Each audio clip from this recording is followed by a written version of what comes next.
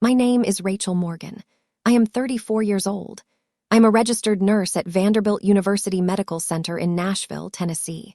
And this morning, while I was checking vitals on a patient in room 7, my charge nurse walked in and said the school district was on hold for me. Not my family, not a friend. The school district. I knew before I even picked up the phone that something was wrong. Not the kind of wrong you can fix with a conversation. The kind of wrong that has been building quietly for years while you kept telling yourself it would not come to this. It had come to this. The principal introduced herself. She apologized for calling me at work.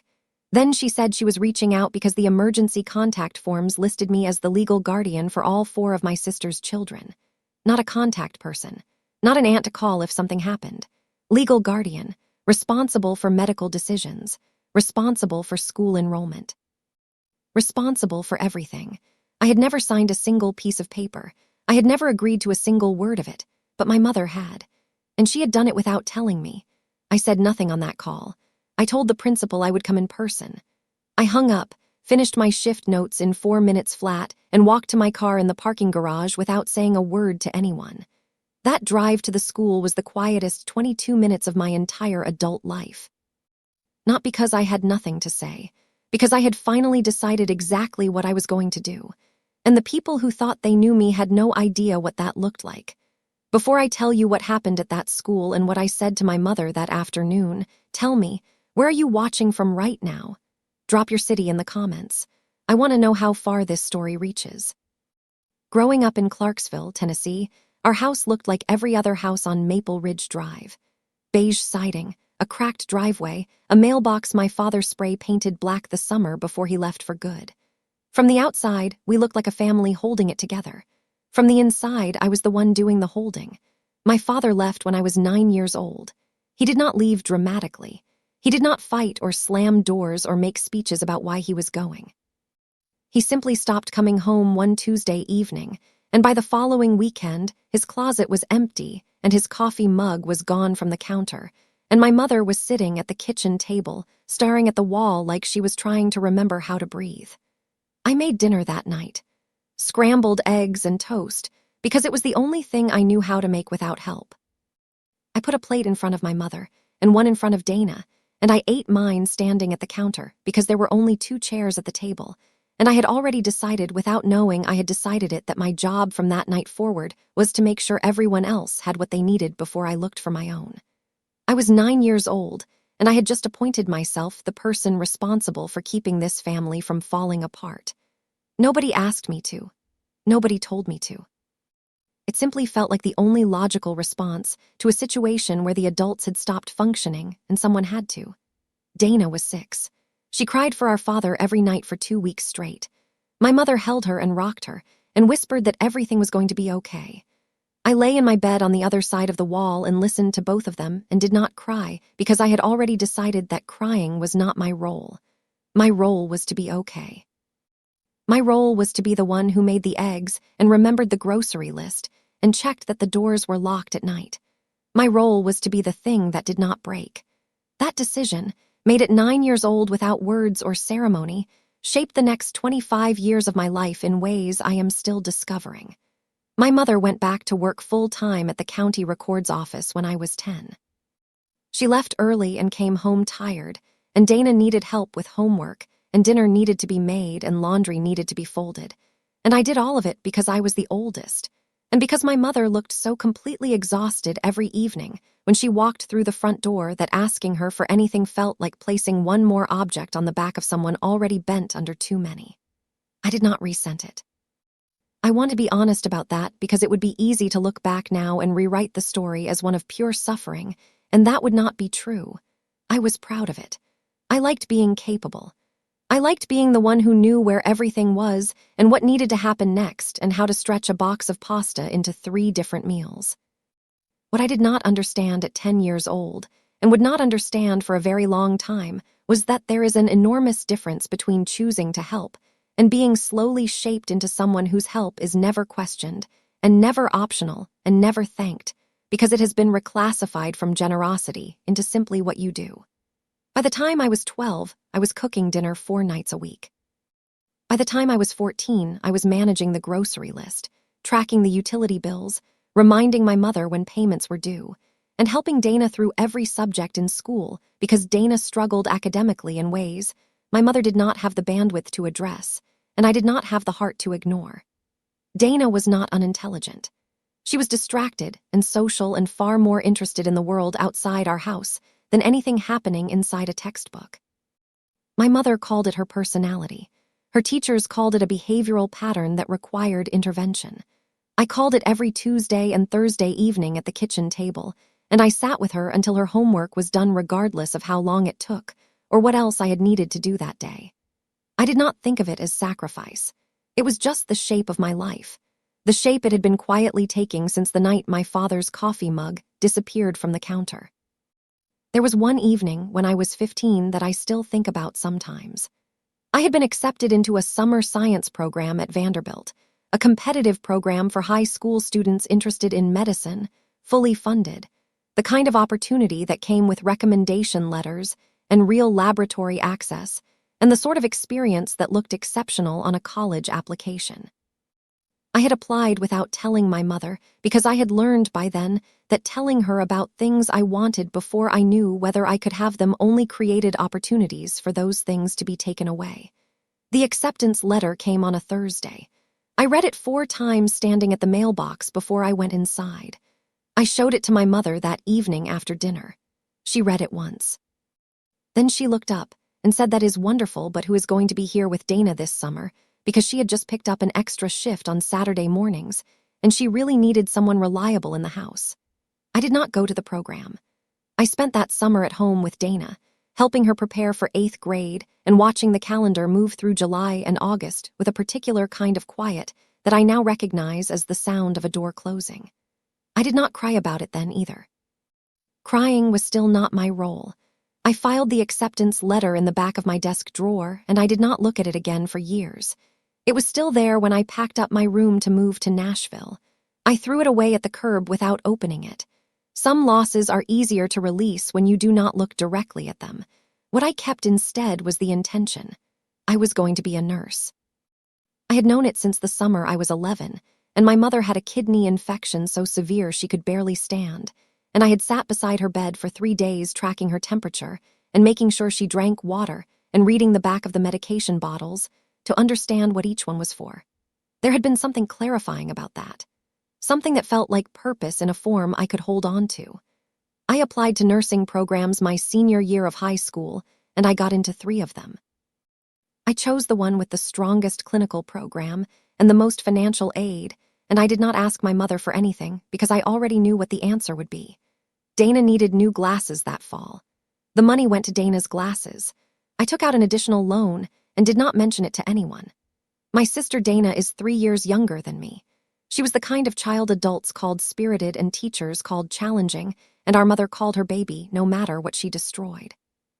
When Dana broke my art set at age 7, my mother bought her a new one and told me I should have put it somewhere safer. When Dana failed the 6th grade, my mother hired a tutor using money from my college savings account and told me I was smart enough to figure things out on my own. When Dana got pregnant at 19 with her first child, my mother called me crying and said our family needed to pull together. I was 22 years old and in my 2nd year of nursing school and working 20 hours a week at a diner, and I sent $200 I did not have because my mother's voice on the phone sounded like the same voice I had heard through the wall when I was 9 years old, and I had never learned how to say no to that sound. That was the first payment. It was not the last. I got through nursing school on loans and night shifts, and the kind of determination that comes from knowing that nobody is coming to carry you, and that the only way out of the life you were handed is to build a different one with your own hands. I graduated in May. I passed my boards in July. I moved to Nashville in August with 2 suitcases and a car that needed new brakes and more hope than money. My mother called that first week to tell me Dana was struggling with the baby, and could I please send something to help. I sent $200 I did not have. I ate rice and eggs for the next 2 weeks and told myself it was temporary. Over the next 6 years, Dana had 3 more children, different fathers, same pattern.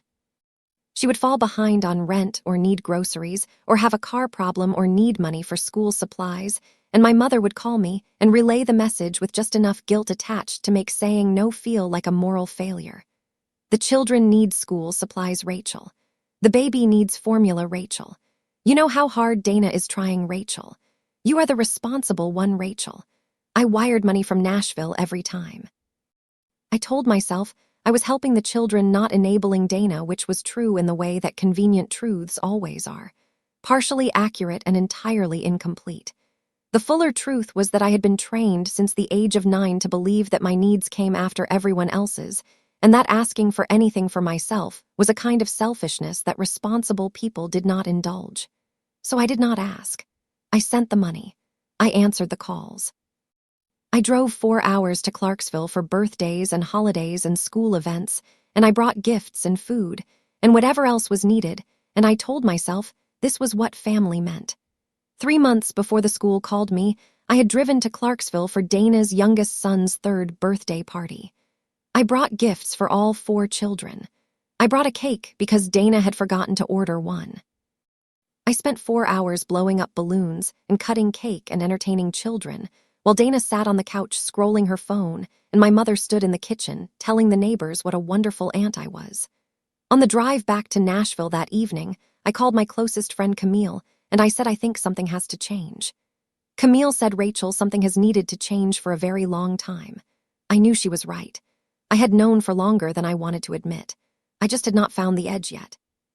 The school district found it for me. The principal's name was Mrs. Deanna Walsh. She was in her 50s with reading glasses on a beaded chain and the careful expression of someone who had delivered difficult news before and had learned how to do it without making things worse than they already were. She stood when I walked into her office. She thanked me for coming in person. Then she slid a folder across the desk and said these were the enrollment and emergency contact forms currently on file for all 4 of my sister's children. I looked at the first page. Emergency contact primary, Rachel Morgan, RN. Legal guardian on file, Rachel Morgan, RN. Medical decision authority, Rachel Morgan, RN. My name, my nursing license number, my Nashville address, my personal cell phone number, all 4 children, all 4 sets of forms, all filled out in my mother's handwriting. I sat with that folder for a long moment and did not speak. Mrs. Walsh did not rush me. She explained that she was legally obligated to verify that the arrangement was current and consensual, because a situation had arisen that morning involving one of the children and they had needed to reach the guardian of record. I asked what situation. She told me Dana's oldest, Marcus, had gotten into a fight at recess and needed to be picked up immediately. The school had called my number 4 times. Then they had called my mother. My mother had told them to keep trying me because I was the legal guardian, and it was my responsibility to respond.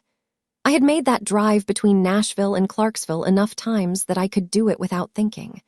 I knew every exit, every stretch where the radio signal dropped, every gas station where the coffee was reliably bad. I had driven it for birthdays and holidays and school plays and emergency grocery runs, and once at 2 in the morning because Dana had called crying and I had gotten in the car before I was fully awake because that was what I did. This drive was different. This drive I was not going to help. I was going to end something. The school building was smaller than I had imagined from the phone call. Single-story, red brick, a playground visible through the chain-link fence on the east side. A painted sign near the entrance that said every child belongs here. I sat in the parking lot for a moment and looked at that sign and thought about my name on 4 sets of legal forms I had never touched, and I felt something settle in my chest like a decision finding its final position. I closed the folder. I thanked Mrs. Walsh for her time. I asked her for a correction form to remove my name from all 4 files. She had one ready. I think she had expected this conversation. I filled out all 4 forms in 11 minutes.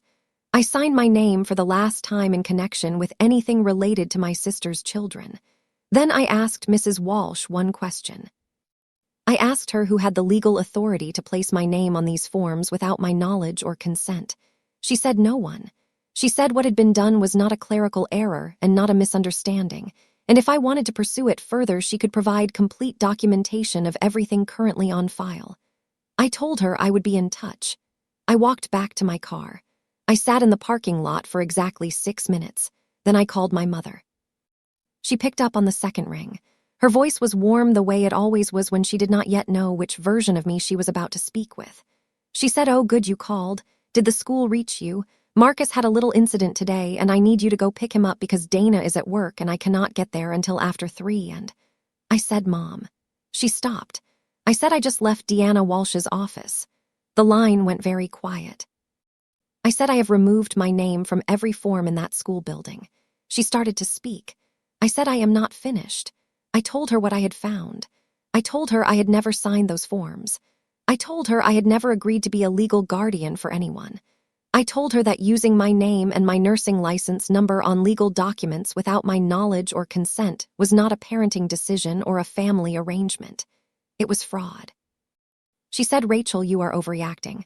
I just needed a responsible adult name on the forms in case of emergency.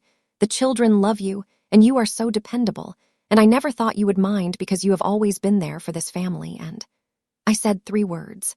I said, "Call a lawyer." The line went completely silent. Not the silence of someone thinking. The silence of someone who has just understood that the conversation they thought they were having is not the conversation that is actually happening. I did not raise my voice. I did not cry. I did not stay on the line to hear what came next. I hung up. That afternoon, I contacted a family law attorney in Nashville named Patricia Osei. I explained everything. She confirmed that what my mother had done constituted identity fraud and potentially additional charges, depending on whether any benefits or services had been obtained using my name as the guardian of record.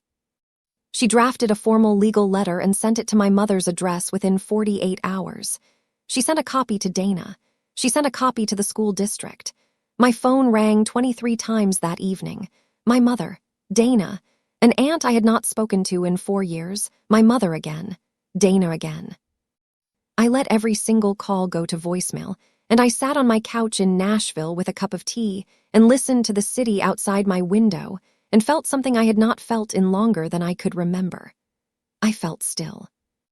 The letter from Attorney Osei arrived at my mother's house on a Friday morning.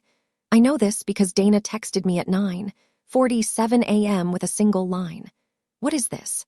I did not respond. My mother called 11 times between Friday morning and Saturday afternoon. I let every call go to voicemail, and I did not listen to the messages until Sunday evening when I had enough distance from the week to hear them without my hands shaking. The first voicemail was disbelief. She said there must be some misunderstanding. She said the lawyer's letter was completely unnecessary. She said she could not believe I would do something like this without talking to her first, as if the conversation that should have happened first was the one that came after, and not the one that should have happened before she ever picked up a pen and wrote my name on a document I never saw. The second voicemail was softer. She said she understood I was upset. She said she had only been trying to make sure the children were protected. She said she had not thought about it from my perspective, and she was sorry if it had felt like an overreach. If. That word sat in my chest for a long time. The third voicemail was the one she left at 11:47 at night, and it was the most honest thing I had heard from her in years. She did not defend herself in that one. She simply said, "Rachel, I am frightened. I am frightened that I have finally done the thing that cannot be undone, and I do not know how to fix it, and I need you to call me back." I sat with that voicemail for a long time. I understood that it was true. I also understood that the fear she was describing was not fear for me. It was fear for herself, for the structure she had built, for the system that had been running smoothly for 6 years and had just lost its most essential component. I did not call back that night. I made tea. I sat at my kitchen table and looked at the city lights through the window and thought about the girl who had stood at the mailbox at 15 holding an acceptance letter she already knew she would not be able to use. I thought about 47. 47 times my name on documents I had never touched. I thought about what it meant that not once in 6 years had anyone asked me whether I was okay. Dana called on a Wednesday 2 weeks after the letter arrived. Her voice was flat in the way voices get when someone has been crying for days and run out of the energy required for emotion. She said the school had contacted her directly now that my name was no longer on the forms. She said she had to go in for a meeting with Mrs. Walsh about updating the emergency contacts. She said it had been embarrassing. I said, "Dana, I am sorry that it was embarrassing." She said, "Are you?" I said, "Yes." I said, "I am sorry that the situation created embarrassment for you. I'm not sorry that my name is no longer on documents I never signed. There was a long silence. Then Dana said something I had not expected. She said, "I did not know Mom had done that without asking you. I thought you had agreed to it." I believed her. It was entirely possible that she had simply been told the forms were handled and had not asked by whom or how. That did not change what had happened, but it changed something in how I held it. I said, "Dana, going forward, the children need to have adults in their daily lives listed as their emergency contacts. Adults who are actually present." She said, "I know." I said, "Okay." She said, "Rachel." I waited. She said, "I am going to try to do better." I said, "I hope you do." And I meant it. First, my name was removed from every document connected to my sister's children. The school confirmed it in writing. Attorney Osei confirmed that there were no outstanding legal filings or benefit claims using my information as guardian of record. Whatever my mother had constructed using my identity was fully dismantled in less than 2 weeks. Second, I stopped the automatic transfers. Every month for 6 years, I had sent money to a joint account my mother managed for the children. I logged into my bank account on a Tuesday afternoon and canceled the standing order. I did not send a message. I did not make a phone call. I simply stopped. Dana called 4 days later asking if something was wrong with the account. I said the account is fine. The transfers have ended. She said, "Rachel, you cannot just stop. The kids need." I said, "Dana, I can." And I did. Third, I went back to work. I picked up 2 extra shifts that month, not because I needed the income. Because I needed to remember what it felt like to give something on my own terms, to people who had not already decided before I walked in the door that whatever I had to offer belonged to them by right. Every patient I cared for that month received the same attention and steadiness I had been pouring into my family for years. The difference was that in that hospital, the people I helped said thank you, and they meant it. My mother called one more time 6 weeks later, not to apologize, to ask if I had reconsidered. I told her I had not. She said she did not understand what had changed in me. I told her nothing had changed in me, Mom. I just stopped pretending it was not happening. She had no answer for that. My mother and I did not speak again for some time after that call. When she finally reached out again, she did not apologize directly. She said she had been doing a lot of thinking. She said she understood she had made a mistake. She said she missed me. I said I missed her too, which was true in the complicated way that things can be true and insufficient at the same time.